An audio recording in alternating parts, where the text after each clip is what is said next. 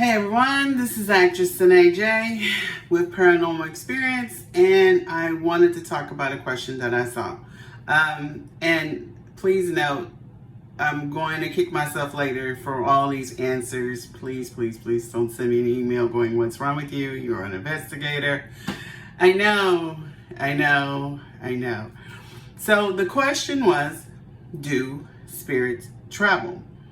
And there were tons of responses from what I could see of people going back and forth for what they believe, happens when spirits travel or don't travel or not experience it. So I'm going to tell you a few experiences of mine. And again, don't judge me. I've already done it. And we're going to start with one very quick and easy example. And again, so I was doing a audio audition, and I was going over my lines.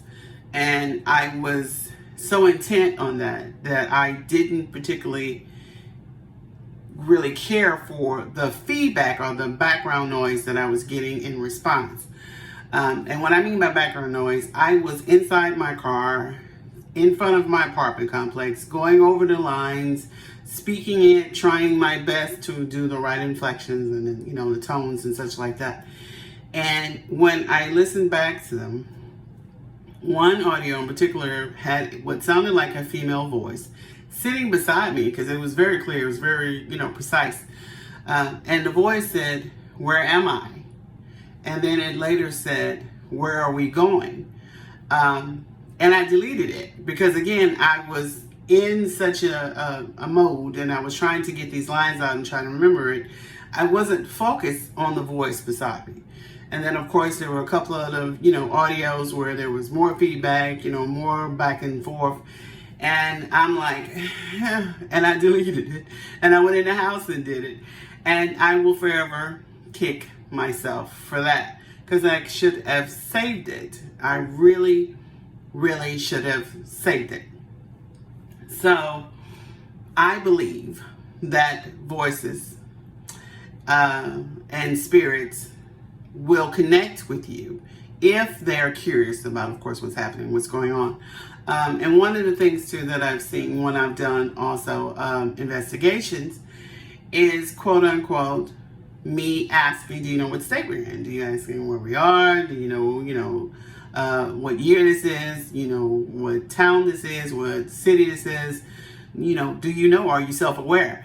And I've had some come back with, years. And of course, the year doesn't match the year that we're in. So I'm thinking it's either the last year they remember, the year that they died, or one of the years that means the most to them. And then I've had some say Georgia. And of course, that's where I am in Georgia. I had one male voice in particular, and he was like, "Georgia, duh." I was like, okay, I'm sorry. I apologize. I meant no disrespect. I wanted to see if you're self-aware. So obviously some are and some are not. I had states and cities that, of course, wasn't where I was. So it makes me wonder how they can go from one to the other. One of the things that I have seen in some videos and some investigations is families talking about spirits attached to either a member or a sibling, item, an object, or something in the home or the home itself. But when they move or are forced to move due to spirit infestation, the spirit seems to attach themselves and move with them. Now, you and I both will always wonder how they can do that. How can they attach themselves to you? We've seen videos, we've seen movies, we've seen films, we've seen documentations where people are posting videos like crazy of what looks like spirit attachment, what looks like spirit possession, what looks like, and I say entering a body or a person, or leaving a body or a person, and not particularly being possessed, but being a part of that person, maybe of their essence, their aura, their spirit. Some people call it possession, and it could be either or. I've gone to certain places, of course, nothing to do with an investigation, and I feel a kind of way. I feel a negativity, I feel a deepness or a sadness or an anger or a heaviness that I can't explain. And it gives me an idea that there may be something inside or something there waiting for my essence, waiting for me, or open to whatever's coming in and out of this, either building, a home, an office, a graveyard, whatever it may be. How do they become attached to you? I will never know. I don't think it's an easy thing to figure out how spirits can attach themselves to you, because they're just energy, but yet they do.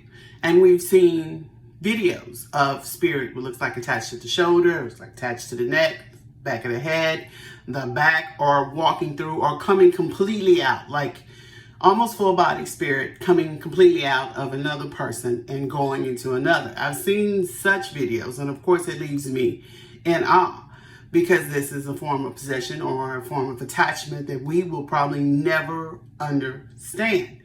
And yet it intrigues me. It intrigues me a lot. Can they travel? Yes.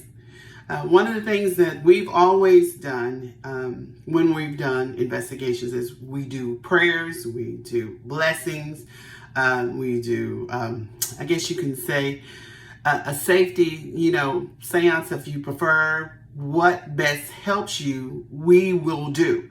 And in that, we will say the words like, please don't attach yourself. We say a prayer. And if you're not into prayers or opening prayers, it's whatever best fits you. We ask that they don't attach themselves. We ask that they don't follow. We ask that they don't come to our home or in our cars.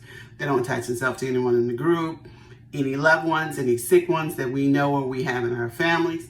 You go down the list of the things that you ask them not to do. And it's important that you say this, please, please.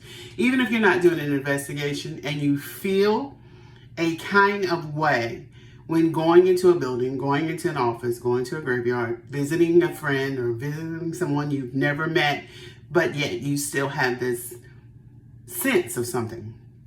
And I say third eye open, and I will always say third eye open, because once you're aware of them, they are now aware of you. So say a little prayer, say a little blessing, say something of protection that helps you and gives you the peace you need. You make sure to be clear of exactly what you don't want them to do. One little thing left out will be that one thing that will have them attach themselves to you.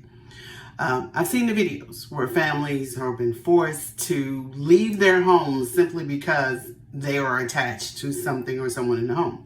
Now, how can they go from state to state, city to city, from one country to the other? Because there's been some that have left here and go somewhere else and refuse to ever come back to their homes again or visit their family because of something forcing them out. I'm not sure how deep that goes. I'm not sure how they're able to do that.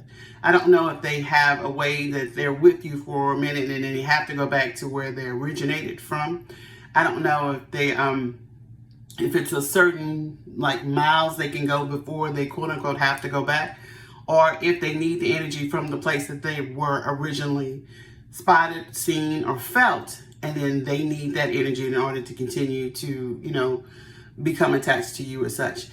I do know that our energy will feed them. I do know that. I do know our spirits, our essence will keep them energized. I do know the things around us will keep them energized. Now, how long can they stay? I do not know. But since there's documentations of families going through this type of hell for years, I say it's unlimited, that they can attach themselves to anyone in the family, anyone of a friend. They have documentations of them leaving you to go and, haunt people that you know and then come back home. Which is why it's always important that you put a protection ring not only around you, but around everyone that you love. And when I saw this question, I didn't really think much of it. I was like, gosh, it can't be that serious. But then I started thinking about the things I've seen, things that I've experienced, things that I've gone through. And I started to realize it can be extremely, extremely serious. So in my opinion, yes, they can travel. Yes, they can attach themselves to something. I don't think they have a limitation of how far they can go or how long they can stay with you. I do think that if you become aware of them, they then become aware of you. So with that being said, I had to ask that question. I had to ask that question to you all. Do you all also think that spirits can travel? And if so, please tell me any stories that you have, share any videos. I would love to see your comments. And of course, this is actress Sanae Jackson with Paranormal Experience, and I look forward to talking to y'all again.